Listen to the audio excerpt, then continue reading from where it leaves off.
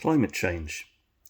As Dan Penner, the American businessman, said, if the polar ice caps are going to melt and if sea levels are going to rise, then many beachfront properties and properties all around the world would find themselves in the water.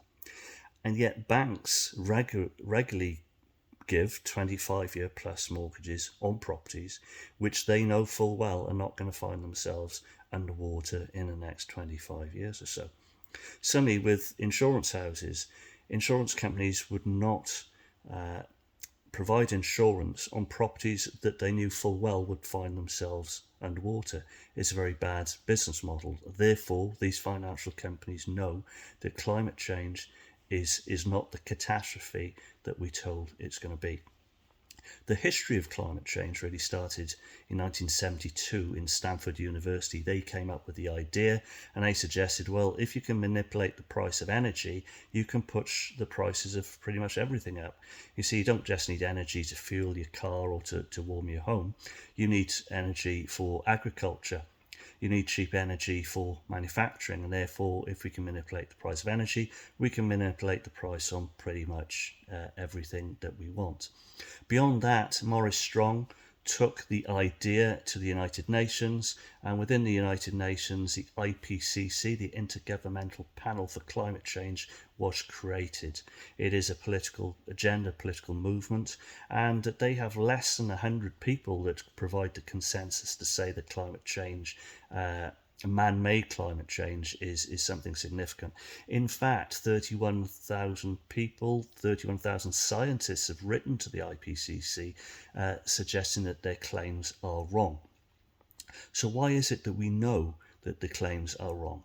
And the reason for this is that the IPCC only used data from 1880 onwards. In other words, the Industrial Revolution. At that point, coal was used and other fuels such as gas and oil were burnt. And this is the idea of the man-made element of climate change.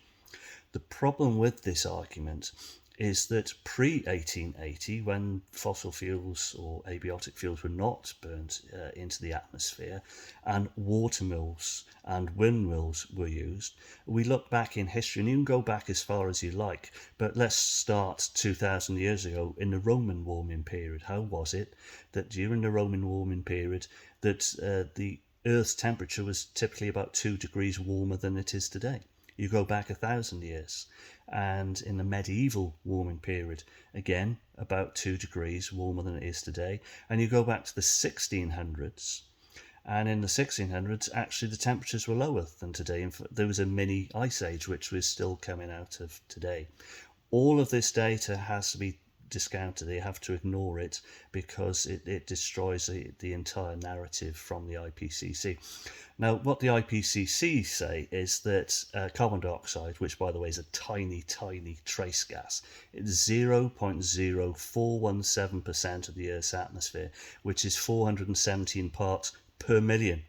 So their claim is that somehow you can heat it up through radiation or convection, and that is the way that we are creating this global warming. But of course, as the scientists that wrote to the IPCC say, no, warming is caused by solar cycles and solar flares. And the evidence of this dates back as far back as many thousand years as you choose to find it.